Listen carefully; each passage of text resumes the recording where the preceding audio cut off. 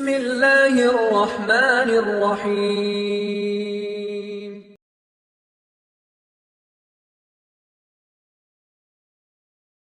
ஃபாத்திமா ரதியல்லாஹு அன்ஹா. ஃபாத்திமா ரதியல்லாஹு அன்ஹாவுடைய வரலாறை பொறுத்த வரைக்கும் நம்ம கேட்டிருக்கிறது நாகூரியம் ஹனீஃபாவுடைய பாட்டில் தான். விளங்கிட்டா? நிறைய பேர் என்னது ஃபாத்திமா ரதியல்லாஹுடைய வரலாற்று அதில் தான் கேட்டிக்கிறாங்க. இன்றைக்கு நிறைய பேர் கொஞ்சம் நஞ்சம் பேசுறது அந்த பாட்டில் இருந்தால் என்ன செய்கிறாங்க பேசுகிறாங்களே. ஃபாத்திமா ரதியல்லாஹு அன்ஹாண்டு புத்தகத்தில் படித்தவர்கள் இருப்பார்கள்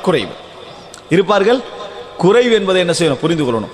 பொதுவாக கவிதை வழியாகவும் பாடல்கள் வழியாகவும் பேச்சு போட்டிகள் வழியாகவும் கிடைச்சேன்னு சொன்னால் நிறைய பொய்யும் அதில் என்ன செய்யும் சம்பந்தம். ஏன்னா அவங்கள்ட்ட அழகுணர்ச்சி தான் இருக்கும். எது கூட இருக்கும்? அழகுணர்ச்சி என்றது அந்த அந்த செய்தியில் மெருகூட்டல். இலக்கிய ரீதியாக ஒருத்தர் ஃபாத்திமா ரதியல்லாஹு வரலாறு சொல்ல போனார்னா 2 பக்க வரலாறு 200 பக்கம் ஆக்கிடுவார். ஏன்? அழகுணர்ச்சி. விளங்கிட்டா? அதனால தான் நாங்கள் பார்க்குறோம் உமர் புலர் வந்து சீரா புராணத்தில் கதீஜா ரதியல்லாஹுடைய திருமணம் அல்லது ஃபாத்திமா ரதியல்லாஹுடைய திருமணத்துக்கு வாழை மர கதை சொல்றாரு. பாலைவனத்தில் என்ன சொல்றாரு? வாழை மரங்கள் எல்லாம் அப்படியே நாட்டப்பட்டிருந்தன. இப்பதான் கொஞ்சம் வருது சாப்பாட்டுக்கான வாழை இலை என்ன செய்து வருது வாழை மரம். அவர் பார்த்தாரு நம்ம இந்தியாவில் எப்படி திருமணம் நடக்குது இப்படித்தான் என்ன செஞ்சிருக்கும் இந்த பாலைவனத்துலையும் திருமணம் நடந்திருக்கும் என்று சொல்லி வாழை மன பந்தல் அத்தி இதன்னு போட்டு ரசூல் ஸல்லல்லாஹு கல்யாணம் எல்லாம் அந்த செலவை பார்த்தா உமர் புலவர் சொல்ற செலவை பார்த்தீங்கன்னா கோடிக்கணக்கில் வரும். அவ்வளவு செலவழித்து ரசூல் ஸல்லல்லாஹு என்ன செஞ்சுக்கிறான் திருமணத்தை செஞ்சு முடிச்சுக்கிறான். எக்ஸ்பென்சிவான ஒரு திருமணம் அந்த காலத்தில் அப்படி என்றதுக்கு அது ஆகிருக்கு. ஆனால் அவருடைய எண்ணத்தில் நான் குறை சொல்ல வரல. அவர் அன்றைக்கு அவரால் முடிந்த ஒரு உச்சகட்ட செய்தி அவருடைய இதாக கொடுத்திருக்கலாம். சில வேளை உலமாக்களுடைய தேவையற்ற மௌனங்கள் அதுக்கு என்ன செஞ்சுக்கலாம் காரணமாக இருந்திருக்கலாம். அவங்க மௌனமாக இருந்து துறையில் உள்ளவங்க மௌனமாக இருந்தா பக்கத்தில் உள்ள ஏதாவது ஒன்று செய்யணுமா நினைப்பாங்க இல்லையா காரணமாக. எனவே சீரா புராணத்தில் வந்த தவறுக்கு உமர் புலவர் மட்டும் காரணம் அல்ல, அங்கே இருந்த உலமாக்கள் என்ன செய்யலாம் காரணமாக இருக்கலாம் என்பதை நாங்கள் புரிந்து கொள்ள வேண்டும். இப்போ ஃபாத்திமா ரதியல்லாஹு அன்ஹா அவர்களுடைய வரலாற்றில் ஃபாத்திமா ரதியல்லாஹுக்கு வரலாற்றில் லக்கபன்னு சொல்றாங்க ஒரு பட்ட பெயர் ஜஹரா, மலர்ச்சியான பெண்மணி என்று. ஃபாத்திமத்து ஜஹரான்னு என்ன செய்வார்கள் அடிக்கடி சொல்லுவார்கள். ஜஹரா என்ன மலர், விளங்கிட்டா? மலர்ச்சியான பெண்மணி அப்படின்னு சொல்லுவார்கள். இப்போ ஃபாத்திமா ரதியல்லாஹு அன்ஹா அவர்களை பொறுத்த வரைக்கும் ரசூல் ஸல்லல்லாஹு அலைஹி வஸல்லம் அவர்களுக்கு மிக நெருக்கமான ஒரு மகளாராக இருந்தார் என்பதை நம்ம வரலாற்றிலே பார்க்கிறோம். ரசூல் ஸல்லல்லாஹு அலைஹி வஸல்லம் அவர்களிடத்திலே அபூபக்கர் ரதியல்லாஹு அன்ஹு அவர்கள் ஃபாத்திமா ரதியல்லாஹு அன்ஹு அவர்களை மனம் முடிக்க வேண்டும் என்று மனம் பேசினார்கள். உமர் இப்னுல் கத்தாப் ரதியல்லாஹு அன்ஹு அவர்கள் மனம் பேசினார்கள். என்ன காரணமாக மனம் பேசியிருப்பாங்க? ரசூல் ஸல்லல்லாஹு அலைஹி வஸல்லம் அவர்களோடு உள்ள உறவு, ரசூல் ஸல்லல்லாஹு அலைஹி வஸல்லம் உடைய உறவை நீட்டிக்கொள்வதற்காக என்பதுதான். ஆனால் ரசூல் ஸல்லல்லாஹு அலைஹி வஸல்லம் சொன்னாங்க ஒரு பெரிய வயது பெண்மணி அப்படின்ட்டு. அந்த நீங்கள் பெரிய வயதுன்னு சொல்லிட்டாங்க, உங்களுக்கு வயசு அதிகம் அப்படின்ட்டாங்க. எனவே சிறிய வயசா பெரிய வயதா திருமணம் முடிக்க கொடுக்க பொருத்தமா இல்லையான்னு தீர்மானிக்க வேண்டியவர் யாரு? தந்தை தான். சின்ன வயசுல கேட்டாலும் முடிச்சு கொடுக்கணும் சுன்னத்தண்டி யாரா சொன்னாங்கன்னா அது அறியாமை. அது என்னது? அது அறியாமை. ரசூல் ஸல்லல்லாஹு அலைஹி வஸல்லம் அவர்கள் ஆயிஷா ரலியல்லாஹு திருமணம் பேசினாங்க. அபூபக்கர் ரலியல்லாஹு அன்ஹு அவங்க என்ன செஞ்சாங்க திருமணம் முடிச்சு கொடுத்தாங்க. அப்படின்னு சொன்னீங்கன்னா ரசூல் ஸல்லல்லாஹு அலைஹி வஸல்லம் அவர்கள் திருமணம் பேசுற நேரத்தில் அதை விட சிறந்த ஒருத்தர் அபூபக்கர்லாம் காணுவாரா? நீங்க மெச்சன்றதை விட இவர் தான் மெச்சன் யாரையா நினைப்பாங்களா? இயலாது. அப்ப அபூபக்கர் அந்த நேரத்தில் திருமணம் முடிச்சு கொடுக்குறாங்க. அப்ப அதே போல ஒருவர் காண்றார், ஒரு ஊர்ல வந்து ஒரு திருமணம் பேசுறாரு, மகளுக்கு வந்து அப்பதான் பருவ வயது அடைஞ்சிக்கிறான். சின்ன வயதாக இருந்தாலும் கூட பேசுகின்ற மனிதரை பற்றி இவருக்கு 100% நம்பிக்கை, அவருடைய ஆளுமையை பற்றி நம்பிக்கை, அவருடைய திறமையை பற்றி நம்பிக்கை. அவர் வயதாக இருந்தாலும் முடிச்சு கொடுக்க நினைக்கிறாரு, மகளுடைய விருப்பம் அதுக்கு உடன்பாடாகி. இது பிரச்சனை அல்ல. ஆனா ரசூலுல்லாஹ் முடிச்சு கொடுத்தாங்க, இது சுன்னத்தண்டி சொல்றாங்க, அது பிழை, அறியாமை. விளங்கிட்டா? அது சுன்னத்தெல்லாம் அறியாமை. ஏன்னா ரசூல் ஸல்லல்லாஹு அலைஹி வஸல்லம் அதே ரசூல் ஸல்லல்லாஹு அலைஹி வஸல்லம் என்ன செய்றாங்க அபூபக்கர் நாங்கள் தண்ட மகளை திருமணம் பேசி வரக்குள்ள அதே தான் சொல்றாங்க. நீங்க பெரிய வயது அப்படின்னு என்ன செய்றாங்க சொல்லுவதை நாங்கள் பார்க்கிறோம். எனவே திருமணம் முடித்து கொடுத்தல் என்பது நேர்மையான வழியோடு சம்பந்தப்பட்ட விஷயம். ரசூல் ஸல்லல்லாஹு அலைஹி வஸல்லம் அவர் இஸ்லாத்துல மட்டும்தான் நீங்க பார்க்கலாம் மைனர் ஏஜ் இருக்கு தானே திருமணம் முடிக்கிறதுக்கான இதுக்கு தான் மேஜர், இது குறைய மைனர் சொல்லிக்காது இஸ்லாம். நேரடியாக என்ன செய்யாது இஸ்லாம் சொல்லவே இல்லை. இதை நிறைய பேர் என்ன நினைச்சிட்டாங்கன்னு சொன்னா இஸ்லாம் சொல்லல மற்ற எல்லாரும் சொல்லிக்கிறான்னு நினைச்சுக்கிறாங்க. 60 முரண்பாடுகள் இருக்கு இதுல வேர்ல்ட்ல. உலகியல் ரீதியா நீங்க எடுத்துக்கொண்டீங்கன்னு சொன்னா ஒரு நாடு 16, ஒரு நாடு சில திடீர்னு அப்கிரேட் பண்ணி 18 கொண்டு போயிருது, திடீர்னு இல்ல சரி வராது 14 கொண்டு வந்துருது. சில நாடுகள்ல 9 வச்சிருக்குது. இலங்கையிலாம் 12 கவர்மெண்ட்ல விளங்கிட்டானே 12 அப்படி வச்சிருக்கு. அது சம்பந்தமா சட்டம் போட்டு 14 ஆக்குவோம் அப்படி என்றெல்லாம் என்ன செய்யுது உலகத்துல. இதுதான் மைனர் அப்படி என்று சொல்லி இது கங்களை தான் மேஜர் அப்படி என்று சொல்லி யாரால என்ன செய்யலாது வரைவிலக்கணப்படுத்துற அளவு இல்லை. ஆனா சட்ட ரீதியான விஷயங்களுக்கு மட்டும் 18 வச்சுக்கிறாங்க. சில இடங்கள் 20 வச்சுக்கிறாங்களா, விளங்கிட்டா 18 வச்சுக்கிறாங்க. இதுதானே ஒழிய இஸ்லாத்துல மட்டும் ஒரு சப்ஜெக்ட் அல்ல. அதனாலதான் இந்திய வரலாற்று நம்ம பார்க்கிறோம். மிக முக்கியமாக இந்த இது சம்பந்தமாக கூடுதலாக முஸ்லிம்களை விமர்சித்த ஒரு கவிஞர் என்று சொல்லப்படக்கூடிய ஒரு ஆள் தான் பாரதியார். அவர் திருமணம் முடிச்ச அதாவது பெண்மணியுடைய வயசத்தின 7 விளங்கிட்டா, திருமணம் முடிக்கிற நேரத்தில் மனைவியுடைய வயசத்தின 7. இது மாதிரி நிறைய விஷயங்களை நீங்க என்ன செய்யலாம். காந்திஜியோட மனைவி, அதே போல இன்னும் உள்ள அதாவது இந்த இந்தியாவில் இதுக்கு இது போட்டாங்களே என்னது, இந்த சிறுபான்மையுடைய இந்த என்ன இன ரீதியான பிரச்சனைக்கு ஒரு இதாக அம்பேத்கர் விளங்கிட்டானே, அம்பேத்கருடைய மனைவிட வயசு சிறிய வயசு 10 குறைஞ்ச வயது. இதெல்லாம் பேச மாட்டாங்க. சரியா, இது எந்த அடிப்படையில் வந்தது? அந்த காலத்தில் அது ஒரு முரணாகவே என்ன செய்யலை, நினைக்கல. நல்லா வாழலையா, அவங்கள நல்லா வாழலையான்னு கேட்குறேன். அந்த பிரச்சனை ஒன்று இருக்கல. ஆனால் அதை முடிவெடுக்க வேண்டியவர் யாரு? வழி. இன்னும் சொல்ல போனால் சுனாமி இது போன்ற பேரழிவுகள் வார நேரத்தில் இந்த சட்டம் நிற்கவே நிற்காது. ஏன் தெரியுமா? சில பெண்களுக்கு குடும்ப ரீதியான எந்த உறவும் இருக்காது, எல்லாரும் போயிருப்பாங்க. நிறைய பார்த்தோம் நாங்கள். பிள்ளை ஒன்றிப்பா 11 வயதாக இருக்கும், பருவ வயது அடைஞ்ச வயது தான், ஆனால் சின்ன வயதாக இருக்கும். இதை 2ல் ஒன்று செய்யணும். ஒன்று அநாதை மடத்தில் கொண்டு போய் போடணும், அநாதை மடத்தில் கொண்டு போய் போடணும். இன்றைக்கு அநாதை மடங்களுடைய நம்பகத்தன்மை மிகப்பெரிய கேள்விக்குறி. நல்லா நடத்துறாங்க, ஆனால் கேள்விக்குறி நிறையவே என்ன செய்து இருக்கிறத நம்ம பார்க்கிறோம். ஒன்று, அல்லது யாராவது குடும்பத்தோரால் பொறுப்பெடுக்கணும். அந்த குடும்பத்தில் பொறுப்பெடுக்கிற சூழல் எடுத்து பார்த்தீங்கன்னு சொன்னால் நிச்சயமாக எல்லாமே அவளுக்கு அந்நியமான சூழல். இது எல்லாவற்றையும் விட நம்பிக்கையான ஒருவருக்கு திருமணம் முடிச்சு கொடுக்கிறீங்க, அது சமூக ரீதியான சட்ட ரீதியான அங்கீகாரத்தை அவனுக்கு என்ன செய்யும், கொடுக்கும். அதே நேரத்தில் நல்ல பாதுகாப்பை என்ன செய்யும், அவனுக்கு கொடுக்கும். அவனோட சொத்துக்கு உத்தரவாதத்தை என்ன செய்யும், சட்ட ரீதியாக அது கொடுக்கும். இந்த காரணமெல்லாம் இஸ்லாம் என்ன செய்கிறது, ஒரு பின்னணியோட வைத்து தான் அதை சொன்னதை ஒழிய நபி அவர்கள் மைனர் பெண்ணை மணந்தார்களான்னு ஆய்வு செஞ்சு ஆயிஷாரான வயசை 18 ஆகிட்டாங்க. தெரியுமா? ஆயிஷாரான வயசு 9 திருமணம் முடிச்சாங்கன்னு தான் பார்க்குறோம். இப்போ வயசை 18 ஆகிட்டாங்க. பிழை. நம்ம இஸ்லாமிய சமுதாயம் இதுவரைக்கும் 9 நம்பிட்டு வந்தது பிழை. 6ல் முடிச்சாங்க, 9ல் சேர்ந்தாங்க. சரியா? அது என்னது பிழையான விஷயம் என்று சொல்லி இப்போ எத்தனையா மாத்திட்டாங்க, 18ஆக என்ன செய்து விட்டார்கள், மாற்றி விட்டார். நல்லது தானே. அந்நியர்களுடைய கேள்விக்கு இஸ்லாத்திலே பதில் உண்டு அப்படின்னு சொல்லிக்கணும். என்ன செய்யறது தெரியுமா? பதில் உண்டுன்னா இருக்கிறது நல்லா பதில் உண்டுன்னு சொல்ல வேண்டியதானே. ஏதோ அவன் விமர்சிச்சான்னு அதே மாத்திடுறது. பதில் உண்டு என்ன, நீங்கள் 9 என்று சொன்னது பிழை, இவங்களும் பிழையா நம்பி கொண்டு வந்திருக்கிறார்கள். அப்ப என்ன 18? அப்ப விமர்சித்தது நம்ம சரிதான், நீ சொன்னதா பிழை அப்படி என்ற லெவலுக்கு என்ன செஞ்சிடறாங்க, கொண்டு வந்துடுறாங்க. அதனால மைனர் விஷயத்தை நம்ம இந்த நெல் புரிந்து சம்பந்தமாக ஒரு 1.5 மணி நேரம் மைனர் திருமணம் சம்பந்தம், ஆயிஷாவோட திருமணம் சம்பந்தமாக ஒரு டீட்டெயில்ஸ் என்ன செய்திருக்கிறேன், பேசியிருக்கிறேன். இதை நம்ம எங்களுடைய ஒரு மனவீழ்ச்சியோட பார்க்க வேண்டிய அவசியம் ஒன்றும் இல்லை. இது நம்ம அறிவில்லான அப்படி என்ன செய்கிறோம், அணுகுகிறோம். தவறான ஒரு அணுகுமுறை. அன்புள்ள சகோதரர், ரசூலுல்லாஹ்கிட்ட கேட்டு ரசூலுல்லாஹ் செஞ்சுட்டாங்க. நீங்க பெரிய வயதுன்னு சொல்லிட்டாங்க. ரைட் இருக்கு எங்களுக்கு. அந்த ரைட் என்ன செய்கிறது, எங்களுக்கு சூட்டபிளான ஒருவரை திருமணம் முடிச்சு கொடுங்க நினைக்கிறீங்க. நீங்க நினைக்கிறீங்க அந்த பிள்ளை வசதியாவே வளர்ந்துட்டு வசதியான ஒருவருக்கு திருமணம் முடிச்சு கொடுக்கிறது மார்க்கத்தோட, வசதியான ஒருவருக்கு நான் திருமணம் முடிச்சு கொடுக்க நினைக்கிறது எந்த வகையிலும் தவறு இல்லை. எந்த வகையில் ஏழைகளை ஏன் தேர்ந்தெடுக்க முடியாது? யார் தேர்ந்தெடுக்க சொன்னா? ரசூலுல்லாஹ் சொன்னாங்களா? அப்படி இல்லை. எனது மகளை பொருத்தமான இடத்துல நான் வசதியா வாழ்ந்துட்டு என் பிள்ளையும் வசதியான இடத்துல முடிக்கணும்னு நினைக்கிறீங்க. ஒன்றுதான் விஷயம், மார்க்கத்தை பார்க்கணும். அதனால தான் இப்னு உசைமின், முஹம்மது பின் சாலிஹ் அல் உசைமின் ஒரு உபதேசம் சொல்றாரு. நீங்க திருமணம் பேசுற நேரத்துல முதல்ல அழகை பாருங்க. திருமணம் பேசுங்க, கணவனை பார்க்குறீங்க, கணவன் அழகை பாருங்க. மனைவியை பார்க்குறேன், மனைவியோட அழகை பாருங்க. ஏன் தெரியுமா? அழகு இல்லை அப்படின்னு நீங்க மறுத்துட்டீங்கன்னா, எதுக்காக மறுத்தீங்க? அழகுக்காக மறுத்துட்டீங்க. அழகை பார்க்குறீங்க, மார்க்கத்தை 2வது பார்க்குறீங்க. மார்க்கம் ஓகேயா இருக்குது, ஆனா அழகு மெச்சாகலை. இப்போ நீங்க மறுக்கிறீங்க, எதையும் சேர்த்து மறுக்கிறீங்க. மார்க்கத்தை சேர்த்து என்ன செய்றீங்க? மார்க்கம் இருந்தாலும் வேலையில் அழகு இல்லை, அதனால மறுக்கிறீங்க. ஆனா நீங்க முதலா மார்க்கத்தை பார்க்க ஃபர்ஸ்ட்டுக்கு அழகை மட்டும் பார்த்துட்டு சரி வரலன்னு மறுத்துட்டீங்க. இப்போ எதுக்காக மறுத்தீங்க? அழகுக்காக மட்டும் என்ன செஞ்சீங்க? மறுத்தீங்க. அப்படி என்று சொல்றதை நம்ம என்ன செய்கிறோம், பார்க்கிறோம். இது என்ன கொஞ்சம் விரிவாக சொன்னேன்னு சொன்னால், திருமண விஷயத்தில் எங்கள்கிட்ட நிறைய மிஸ்கன்செப்ஷன்கள் என்ன செய்கிறது இருக்கிறது. திருமணத்துடைய பார்வைகளை பற்றிய சரியான தவறான பார்வைகள் நிறைய இருப்பதை நாங்கள் பார்க்கிறோம். அப்ப ரசூலுல்லாஹ் மறுத்து விட்டார்கள், பெரிய வயதுன்னு சொல்லி மறுத்துட்டாங்க. அலி ரலியல்லாஹு அன்ஹு அவர்கள் திருமணம் பேசிய நேரத்தில் ஃபாத்திமா ரலியல்லாஹு அன்ஹா அவர்களுக்கு என்ன செய்தார் ரசூலுல்லாஹ்? திருமணம் முடித்து கொடுத்தார்கள். திருமணம் முடித்து கொடுத்தார்கள். இதுல இன்னொரு செய்தி எங்களுக்கு விளங்குது. உறவுகளுக்கு இடையிலான திருமணம், காலை எழுத்திரும், கையை எழுத்திரும், மூக்கை எழுத்திரும், குணத்தை எழுத்திரும் என்றதெல்லாம் சும்மா ஒரு கதை.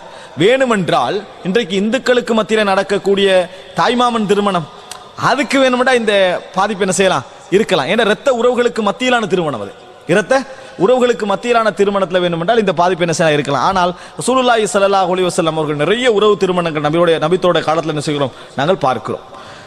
அடுத்ததாக அன்புள்ள சகோதரர்களே, ரசூல் ஸல்லல்லாஹு அலைஹி வஸல்லம் அவர் அலி ரலியல்லாஹு அன்ஹு அவர்களுக்கும் அதாவது ஃபாத்திமா ரலியல்லாஹு அன்ஹுக்கும் மத்தியிலான அந்த திருமணம் இருக்கிறதே, இந்த திருமணம் ஒரு அதாவது மிகப்பெரிய ஒரு பிணைப்பு அவர்களுக்கு மத்தியில் என்ன செய்தது ஏற்படுத்தி இருந்தது என்பதை நாங்கள் பார்க்கிறோம். இதில் நான் அலி ரலியல்லாஹு அன்ஹுடைய வரலாற்றில் ஃபாத்திமா ரலியல்லாஹு அன்ஹாவுக்கும் அலி ரலியல்லாஹு அன்ஹுவுக்கு இடையில் நடந்த நிறைய செய்திகளை நான் என்ன செய்துட்டேன் சொல்லியிருக்கிறேன். நிறைய செய்திகளை நான் சொல்லியிருக்கிறேன். அதனால் அந்த செய்திகளை நான் மீட்ட வேண்டிய அவசியம் இந்த இடத்துல இல்லை. ஏன்னா திருப்பி அதை ஞாபகப்படுத்துவது போன்று இருக்கும். இதில் சில முக்கியமான விஷயங்களை நான் சொல்கிறேன். ரசூலுல்லாஹி ஸல்லல்லாஹு அலைஹி வஸல்லம் அவர்கள் ஃபாத்திமா ரலியல்லாஹு அன்ஹா அவர்களை பற்றி சொன்னார்கள், அதாவது ஹைரு நிசாஇல் ஆலமீன், இந்த உலகத்துடைய சிறந்த பெண்மணிகளில் உள்ளவர்கள் தான் மரியம் பின்து இம்ரான், இம்ரானுடைய மகள் மரியம் அலைஹிஸ்ஸலாம், வ ஹதீஜா பின்து ஹுவைலித், ஹதீஜா பின்து ஹுவைலித் அப்படின்னு சொன்னார்கள். அடுத்தது ஃபாத்திமா பின்து முஹம்மத் ஸல்லல்லாஹு அலைஹி வஸல்லம் மகள் ஃபாத்திமா, வ ஆசியா இம்ராஅத்து ஃபிரௌன், ஃபிரௌனுடைய மனைவி ஆசியா என இதில் ரெண்டு பெண்மணிகள் அல்லாஹ் தஆலா குர்ஆன்ல என்ன செய்றான் சொல்றான், மரியமையும் ஆசியாவையும் சொல்றான். ஆசியான்னு சொன்னா அலிஃப் மத் அலிஃப், மத்த ஆசியான்னு சொன்னா பாவம் செய்யக்கூடியவர், ஐன் வந்தா பாவம் செய்யக்கூடியவர், ஐன் சாது வந்தா, இது அலிஃப் சீன் விளங்கிட்டா. ஆசியான்னு சொல்லக்கூடிய கவலை உணர்வு உள்ளவள் விளங்கிட்டா, பின்பற்றக்கூடியவள், இந்த கருத்தில் என்ன செய்யும் அதில் வரும். இப்படி அதாவது 4 பெண்மணிகள் உலகத்திலேயே சிறந்த பெண்மணிகள் அப்படின்னு ரசூலுல்லாஹ் சொல்றாங்கன்னா மகளாரன்றதுக்கான சொல்லிப்பாங்களா இல்ல. அப்படின்னா 4 பெண்மணிகள் யாரை சேர்த்திப்பாங்க, ருக்கையா, உம்மு குல்சூம், ஃபாத்திமா, இந்த 4 பெண்மணி உலகத்தில் சிறந்த பெண்மணி சொல்லியிருக்கணும். இது வஹி, இது வஹி. அல்லாஹ் தஆலா தன் இறுதி தூதருடைய மகளாக ஒரு சிறந்த பெண்மணி என்ன செய்யறான், அல்லாஹ் தஆலா ஆக்குகிறான் என்பதை நாங்கள் புரிந்து கொள்ள வேண்டும். இது ரசூலுல்லாஹி ஸல்லல்லாஹு அலைஹி வஸல்லம் அவர்கள் அப்படி சொன்ன செய்தியை நாங்கள் பார்க்கிறோம். அடுத்ததாக ஃபாத்திமா ரலியல்லாஹு அன்ஹா அவருடைய வரலாற்றில் ஒரு முக்கியமான செய்தி தான், அதாவது ரசூல் ஸல்லல்லாஹு அலைஹி வஸல்லம் அவரிடத்திலே ஃபாத்திமா ரலியல்லாஹு அன்ஹா ஒரு முறை வருகிறார்கள். வந்து சொல்றாங்க, நீங்க உங்களோட பெண் மக்களுக்காக கோவப்படுறீங்க இல்லைன்னு என்ன செய்யறாங்க, மக்கள் எல்லாம் பேசிக்கொள்கிறார்கள் அப்படின்றாங்க. ரசூலுல்லாஹ் கேட்குற என்னன்னு கேட்குறாங்க, நான் அலி 2ஆம் திருமணம் முடிக்க போறாரு அப்படி என்று சொல்லி ஃபாத்திமா ரலியல்லாஹு முதலாம் முன்னுரை எப்படி, இன்னக்கலா தக்லபுலி பனாத்திக், உங்களோட மகள்மாருக்காக கொஞ்சம் கூட நீங்க கோவப்படுறீங்கல்ல அப்படின்னு மக்கள் பேசிக்கொள்கிறார்கள் ஃபாத்திமா ரலியல்லாஹு என்ன செய்றாங்க சொல்றாங்க. அப்ப சொன்ன உடனே என்னன்னு கேட்டால் அலி ரலியல்லாஹு அன்ஹு மனம் முடிக்க போறாங்க அப்படின்னா ரசூல் ஸல்லல்லாஹு அலைஹி வஸல்லம் மிம்பர்ல ஏறி சொன்னாங்க, இன்ன ஃபாத்திமத பத்அத்தும் மின்னி, ஃபாத்திமா எனது ஒரு சதை துண்டு, ஃபாத்திமா எனது ஒரு சதை துண்டு, அவக்கு எதெல்லாம் கஷ்டமாக இருக்குமோ அதுவெல்லாம் எனது கஷ்டம். ஆனால் அபுல் ஆஸ் எனக்கு வாக்களித்தார், எனது மகளை திருமணம் முடிக்கிற டைம்ல வாக்களிச்சாரு, நான் இன்னொரு திருமணம் என்ன செய்ய மாட்டேன், உங்களோட மகள் இருக்கும் வரைக்கும் முடிக்க மாட்டேன்னு வாக்களிச்சார். அதான் அர்த்தம். அவர் அந்த வாக்கை நிறைவேற்றினார். இவர் நிறைவேற்றல் என்ற ரசூலுல்லாஹ் என்ன செஞ்சாங்க, மறைமுகமா சொன்னாங்க, அலிக்கு திருமணம் முடிக்கலாம், எனது மகளை விவாகரத்து செய்துவிட்டு என்ன செய்யலாம், திருமணம் முடிக்கலாம் அப்படின்னு என்ன செஞ்சாங்க ரசூல் ஸல்லல்லாஹு அலைஹி வஸல்லம் சொன்னார்கள். நம்ம சொல்ற மாதிரி சொல்லல, கோவத்துல சொல்றது, நீ இதை தலாக் மட்டும் முடிக்கணும் முடியும் அப்படி சொல்லல, உண்மையா சொல்றாங்க, என் விவாகரத்து செஞ்சுட்டு உங்களுக்கு என்ன செய்யலாம், திருமணம் முடிக்கலாம். ஏன்னு சொன்னால் அபூஜஹலுடைய மகளும் அல்லாஹ்வுடைய எதிரியுடைய மகளும் அல்லாஹ்வுடைய தூதருடைய மகளும் ஒரு வீட்டில் என்ன செய்யக்கூடாது, ஒன்று சேரக்கூடாது. அவன் முஸ்லீம் தான், முஸ்லிமான பெண்மணி, ஆனா ஒன்று சேரக்கூடாது ரசூலுல்லாஹ் சொன்னாங்க. எப்பயும் ஒன்று புரிஞ்சுங்க, திருமண ரீதியாக நம்ம நிறைய நேரத்தில் முதலாவது சம்பந்தப்படுறது குடும்பம் தான். நம்ம குடும்ப சம்பந்தம், நம்ம ஏசுறதுக்குள்ள சோசனை அது குடும்பம் தான். இவன் அந்த குடும்பத்தை டச் பண்றது, இவன் இந்த குடும்பத்தை டச் பண்றது, இப்படித்தான் நிறைய பேர் என்ன செஞ்சு பழி தீர்த்துக்கிறது குடும்பத்தை நாம பார்க்கிறோம்.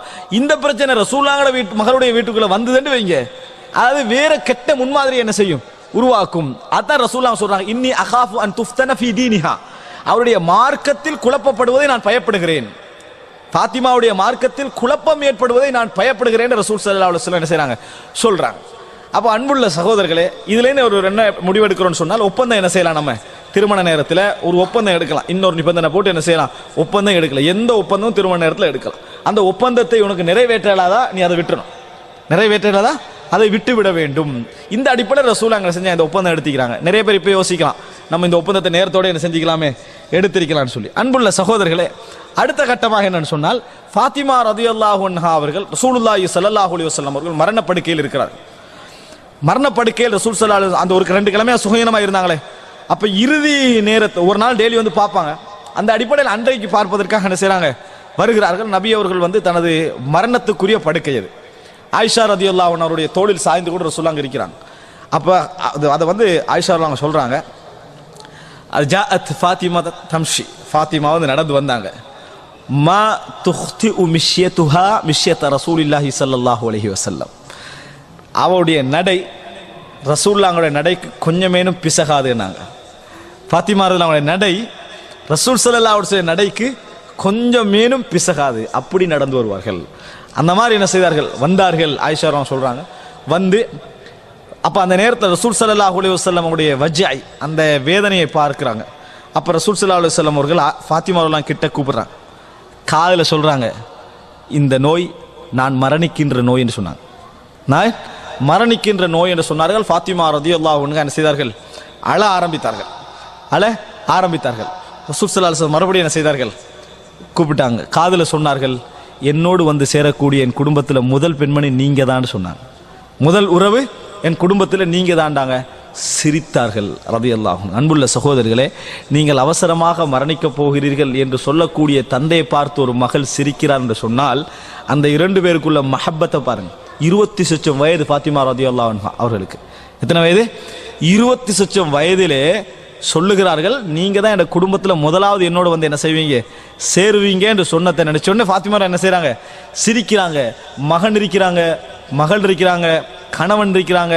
இதுக்கு பின்னால் இஸ்லாம் வளர்ந்து போயிருக்குது, உலக ஆட்சியெல்லாம் எங்கேயோ போகுது, ஏண்ட அந்தஸ்து எப்படி இருக்க போகுது என்றெல்லாம் அனுமானிக்கின்ற அறிவிலே இருந்த ஃபாத்திமா ரலியல்லாஹு அன்ஹா அதை சிரிக்கிறாங்க என்று சொன்னால் என்ன ஒரு தந்தையாக நபியவர்கள் இருந்திருப்பார்கள். அந்த நேசத்துடைய வெளிப்பாடு எப்படி இருந்திருக்கும். ரசூல் ஸல்லல்லாஹு அலைஹி வஸல்லம் அவர்களோடு அவ வைத்திருந்த பாசம் குடும்ப பாசத்தை விட எவ்வளவு பெரிய உச்சகட்டமான ஒரு ஈமானிய பாசம் என்கின்ற அளவில் என்ன செய்திருக்கும், இருந்திருக்கும் என்று இந்த செய்திகள் என்ன செய்கிறது, சொல்லுவதை நாம் என்ன செய்கிறோம், பார்க்கிறோம். அன்புள்ள சகோதரர்களே, ரசூல் ஸல்லல்லாஹு அலைஹி வஸல்லம் அவர்கள் இந்த மாதிரி ஒரு ரகசியமா இதை சொல்றாங்க. பிற்காலத்தில் ஆயிஷா ரலியல்லாஹு அன்ஹா அதை கேட்டு என்ன செய்றாங்க, என்னதான் நீங்க சிரிச்சீங்க, இதனால் நீங்க அழுதீங்க, கவலைப்பட்டீங்க என்றதை பத்தி என்ன செய்றாங்க, கேட்டார்கள் என்ற செய்தியை நம்ம என்ன செய்கிறோம், பார்க்கிறோம். இதுல நம்ம பார்க்கிறோம், ஃபாத்திமா ரலியல்லாஹு அன்ஹா அவங்க வந்து என்ன செய்கிறாங்க, கேட்குறாங்க. ரசூலுல்லாஹ் ஜனாசா அடக்கப்பட்டோன்னே அனஸ் ரலியல்லாஹு அன்ஹு இடத்துல கேட்கிறார்கள், எப்படி உங்களுக்கு மனசு வந்தது நபி அவர்களுடைய முகத்திலே மண் போடுவதற்கு என்று கேட்டாங்க. எப்படி கேட்டாங்க, நபி அவருடைய முகத்தில் மண்ணை போடுவதற்கு உங்களுக்கு எப்படி மனது வந்தது என்று கேட்டார்கள். அப்படி என்ன அவங்க உண்மை யோசிக்கிறாங்க. ஆனால் மரணம் லா மஹீத் அன், உலகத்தில் யாராக இருந்தாலும் எவ்வளோ பெரிய சிறந்தவராக இருந்தாலும் அந்த மண்ணுக்குள்ளே போகணும் என்ற விதியை இறைவன் தனது அந்த ஆட்சி அந்த உரிமையை காட்டுவதற்காக இறைவன் வைத்திருக்கக்கூடிய ஒரு விஷயம். இப்படி கேட்டார்கள் என்பதை நாம் என்ன செய்கிறோம், பார்க்கிறோம். அனசுல்லாங்களே சொல்றாங்க, நபிகளை அடக்கின உடனே எங்களுக்கு உலகமே இருண்டது போன்று இருந்தது, நம்ம என்னமோ பெரிய பாவம் செய்தோம் போன்று இருந்தது. எப்படி மதீனாவுக்குள்ள நுழைந்த நேரத்தில் எங்களுக்கு அது ஒளிமயமாக இருந்ததோ அதை அந்த அப்படியே தலைகீழாக இருள்மயமாக எங்களுக்கு என்ன செய்தது அந்த நாள் ஆனதுன்னு அனசுல்லா அவங்க சொல்ற செய்தியை நம்ம என்ன செய்கிறோம், பார்க்கிறோம். ஸல்லல்லாஹு அலைஹி வஸல்லம். அன்புள்ள சகோதரர்களே, இதுக்கு பின்னால ஃபாத்திமா ரலியல்லாஹு அன்ஹாவுடைய வரலாற்றை நம்ம தெரிந்து கொள்ள வேண்டிய இன்னும் ஒரே ஒரு முக்கியமான விஷயம் என்னன்னு சொன்னால், அதாவது ரசூல் ஸல்லல்லாஹு அலைஹி மரணத்துக்கு பின்னால அபூபக்கர் ரலியல்லாஹு இடத்திலே வருகிறார்கள். ஃபாத்திமா ரலியல்லாஹு அன்ஹா வந்து கேட்குறாங்க, எனக்கு என் தந்தையுடைய சொத்தை என்ன செய்யுங்க தாங்க. தந்தைக்கு ஒரு சொத்து இருக்கும். யுத்த காலத்தில் ரசூல் ஸல்லல்லாஹு அலைஹி வஸல்லம் அவர்களுக்கு பனு குறைதா மூலம் என்னது கிடைத்த ஒரு பகுதி, நிலப்பகுதியை தாங்கன்னு கேட்குறாங்க. அப்போ அபூபக்கர் ரலியல்லாஹு அன்ஹு சொல்கிறார்கள், ரசூல் ஸல்லல்லாஹு அலைஹி வஸல்லம் சொன்னார்கள், இன்னா மஅஷரல் அன்பியா லா நூரஸ் மா தரக்னாஹு சதகா, நாங்கள் வந்து நபிமார்களுடைய பிள்ளைகளுக்கு வராசத்தாக சொத்துக்கள் என்ன செய்யாது, போய் சேராது. நாங்கள் விட்டு செல்லுகின்றவைகள் என்னது, சதகா தான். அப்படி என்று சொல்லி என்ன செய்றாங்க, அது கவர்மெண்ட் என்ன செய்யும், அவர்களுக்கு செலவழிக்கும். கவர்மெண்ட் என்ன செய்யும், அவங்களுக்கு செலவழிக்கும். அது அளவாக முறையாக என்ன செய்யும், செலவழிக்கும். இவ்வளவுதான். நீங்க உங்களுக்கு சொத்து என்ன செய்யாது, வராது. இது எவ்வளோ பெரிய நிறைய பேர் நினைக்க கவர்மெண்ட் செலவழிக்கும் தானே அப்படின்ற ஒரு உணர்வு வந்துடும். நான் என்ன கேட்குறேன்டா, உங்களுக்கு சிலரி 5000 ரியால், உங்களுக்கு சிலரி உங்களோட கையில் கிடைக்காது, தேவைன்னா மட்டும் கால் பண்ணுங்கன்னு எப்படிக்கும், உங்களுக்கு தேவைன்னா மட்டும் தேவையை சொல்லுங்க, அதை மட்டும் உங்களுக்கு அனுப்பி வைக்கிறேன்டா, எனக்கு இது வானான்னு சொல்லுவோம். ஏன் நமக்கு வந்து நம்மளோட சொத்தை இன்னொருத்தம் பிடிச்சிட்டு இருக்கிறதுக்குதே, அது வேதனையாக தான் இருக்கும். அதனால் நினச்சிடக்கூடாது, அதான் செலவழிக்கிறேன்னு சொல்லிட்டாங்களே நினைக்கக்கூடாது. நமக்குரிய விஷயம் நம்மளுக்கு கிடைக்கணும்ன்றதான் உலக விதி. அப்போ அந்த சொத்து யாருக்கு போகணும், ஃபாத்திமா ரலியல்லாஹு போகணும். ஆனால் நபிமார்களுடைய விஷயத்தில் அந்த விதி மாற்றம் இப்படி சொல்கிறாங்க. அதனால் வந்து மகள் என்ற இடத்துல வச்சு நினச்சி பாருங்க, தந்தை இழந்திருக்கக்கூடிய அந்த நேரம், அபூபக்கர் அதை சொல்லியும் ஆக வேண்டிய நேரம், நிறைய வேதனையோடு என்ன செய்கிறாங்க, ஃபாத்திமா இல்லாங்க போகிறாங்க, பேசலை அபூபக்கர் ரலியல்லாஹு அவர்களோடு பேசவில்லை. ஆனாலும் பேசாது விட்டாலும் கூட ரசூலுல்லாஹி அதாவது ஃபாத்திமா ரலியல்லாஹு அன்ஹாவுடன் அபூபக்கர் அவங்களுக்கு எந்த பகைமையும் என்ன செய்யலை, இருக்கலை. சிறந்த ஒரு ஹலீஃபா. ஆட்சிக்காக வேண்டிய என்ன செய்யல, அவர் இஸ்லாத்துக்குள்ள நுழைந்தவர் அல்ல. அப்போ அதனால் அவருடைய மரண நேரத்தில், ஃபாத்திமா ரலியல்லாஹு மரண நேரத்தில் அந்த பெரிய சாம்ராஜ்யத்துடைய ஹலீஃபா எந்த ஒரு மாற்றமும் இல்லாமல் எப்படி நபியர்களோடு தனித்து ஹிஜ்ரத்து போகிற நேரத்தில் இந்த இஸ்லாமிய சமுதாயத்தில் அவரோடு இருந்தாங்களோ, யாருமே இல்லை. அப்போ பெரிய ஒரு ஆட்சியெல்லாம் இருக்கல. அந்த உணர்வில் இவ்வளோ ஆட்சி கிடைச்ச பிறகு எந்த ஒரு துளி கூட என்னது மாற்றம் இல்லை. எந்த ஒரு துளி கூட மாற்றம் இல்லாமல் ஃபாத்திமா ரலியல்லாஹு அன்ஹாவுடைய வீட்டு வாயில வந்து நிற்கிறாங்க. வீட்டு வாயில வந்து நிற்கிறாங்க. நின்று அனுமதி கேட்குறாங்க, நான் ஃபாத்திமாவை பார்க்கணும். அவங்க நோயில் வைக்கிறாங்க, நான் பார்க்கணும்ன்றாங்க. இப்போ அலி ரலியல்லாஹு போய் ஃபாத்திமாட்ட அனுமதி கேட்குறாங்க. அபூபக்கர் அவங்களே பார்க்கணும்னு சொல்கிறாங்க. உள்ள விடுங்கன்னு சொன்னாங்க. ஃபாத்திமா ரலியல்லாஹு அவரை அனுமதி கொடுங்கள் என்று சொன்னார்கள். அபூபக்கர் ரலியல்லாஹு போனாங்க. ஃபாத்திமா அவங்களை பார்த்து 2-3 வார்த்தைகள் சொன்னார்கள். அல்லாஹ்வின் மீது ஆணையாக, நான் எனது சொத்துக்களையும் எனது குடும்பங்களை எல்லாம் இழந்ததெல்லாம் அல்லாஹ்வுக்கும் உடைய தூதருக்கும் தான். எனது குடும்பங்களை விட நான் நேசிக்கக்கூடிய ஒரு குடும்பம் உங்களுடைய குடும்பம் தான். நபியவர்கள் இந்த வார்த்தையை மட்டும் சொல்லி இருக்காது விட்டால் நான் நிச்சயமாக இது உங்களுக்கு என்ன செஞ்சிருப்பேன், கையில் நான் தந்திருப்பேன். இதை தவிர எனக்கு வேறு எதுவுமே இல்லை. எனது குடும்பங்களும் எனது சொத்துக்களும் உங்களுக்கென்று வேறு யாருக்கு, அப்படி என்ற மாதிரி அபூபக்கர் ரலியல்லாஹு அன்ஹு சில வார்த்தைகள் பேசினார்கள். பேசுகிற நேரத்தில் ஃபாத்திமா ரலியல்லாஹு அன்ஹா அவர் என்ன செய்தார்கள், அபூபக்கர் அவருடைய முடிவில் திருப்தி என்ன செய்தார்கள், அடைந்தார்கள் என்ற செய்தியை நாம் என்ன செய்கிறோம், பார்க்கிறோம். இதில் என்ன மிக முக்கியம் என்னன்னு சொன்னால், அபூபக்கர் ரலியல்லாஹு அன்ஹுடைய மனைவியாக அப்போ இருக்கிற யார், அஸ்மா பின்து உமைஸ். அஸ்மா பின்து உமைஸ் அவள் தான் ஃபாத்திமா ரலியல்லாஹு அன்ஹா அவர்களை குளிப்பாட்ட வேண்டும் என்று சொல்லி ஃபாத்திமா சொன்னாங்க. அப்போ அந்த பகமே இல்லது, அவள் தான் என்னை குளிப்பட்டணும் அப்படின்னு சொன்னாங்க. எந்த அளவுக்கு ஃபாத்திமா அவங்களோட பேணுதல் இருந்ததுன்னு சொன்னால், அவள் சொல்கிறா, எனக்கு வந்து கஃபனில் போய் இப்படி சுற்றி கொண்டு போகிறது எனக்கு விருப்பம் இல்லை. எப்படி, ஏன்னா உடம்பு என்ன செய்யுது, பெண்ணுடைய உடம்பு என்ற அந்த அடையாளம் என்ன செய்யுது, அதில் எனக்கு விளங்குது. கஃபனிட்டு முறையாடுற விருப்பம் இல்லைன்னா மார்க்கத்துக்கு முறை சொல்ல வரல, இன்னும் கொஞ்சம் ஏதாவது என்னைய மறைக்கணும் என்னைய அப்படி என்று சொல்கிறதுக்காக வேண்டி கேட்குறாங்க. அப்போ அஸ்மா பின்து உமைஸ் சொல்கிறா, அவள் அந்த அபிசீனியாவுக்கு போன காட்சி ஒன்று சொல்கிறான். மேலால் நாஷ் போட்டு கொண்டு போகிறது, மறைச்சி கொண்டு போகிறது, விளங்கிட்டா. அதனால் வந்து எனக்கு என்ன செய்யும், அப்படி கொண்டு போக வேண்டாம். முதல் ஜனாசா மேலால் மூடிக்கொண்டு போனது ஃபாத்திமா ரலியல்லாஹு அன்ஹாவுடைய ஜனாசா. அதனால் அதில் தவறு கிடையாது. மேலாலே மூடி இப்படி சவுதியில் இந்த மாதிரி கொண்டு போகிற மாதிரி தான் கொண்டு போகணுன்றது அல்ல. மேலால் மூடி என்ன செய்யலாம், நம்ம கொண்டு போகலாம். ஆனால் மூடிக்கு பவர் கொடுத்துடக்கூடாது. என்ன நடந்துக்க நம்ம நாட்டில் என்ன, மூடியில் குர்ஆன் வசனங்கள் அத்தி இத்தனை எழுதி அதை ஒரு புனிதமாக இப்போ நினச்சிட்டாங்க. சரியா, அதை தொடாதிரா அப்படின்னு நினச்சிட்டாங்க, விளங்கிட்டா. இந்த லெவலுக்கு என்ன செஞ்சுட்டா போயிட்டாங்க. அதுக்கு என்னது, அந்த பவர் இல்லை. ஆனால் மூடிக்கொண்டு வரல தவறு இல்லை என்பது ஃபாத்திமா ரலியல்லாஹு அன்ஹாவுடைய செயல்பாட்டிலேருந்து விளங்குது. அதுக்காக இது ஆதாரம் காட்டுன்ற அர்த்தம் இல்லை, தடை இல்லை மார்க்கத்துக்கு. என்னது, அதில் எந்த விதமான தடையும் இல்லை என்றால் என்ன செய்யலாம், நம்ம அதில் செய்யலாம். இப்போ அன்புள்ள சகோதரர்களே, ஷோட்டாக உங்களுடைய வரலாற்றில் இதைத்தான் நம்ம என்ன செய்யலாம், தெரிந்து கொள்ள முடிகிறது. அதே நேரம் ஃபாத்திமா ரலியல்லாஹு அன்ஹா அவர்களுக்கு எத்தனை பிள்ளைகள், 4 பிள்ளைகள், அப்படித்தானே, 4 பிள்ளைகள்.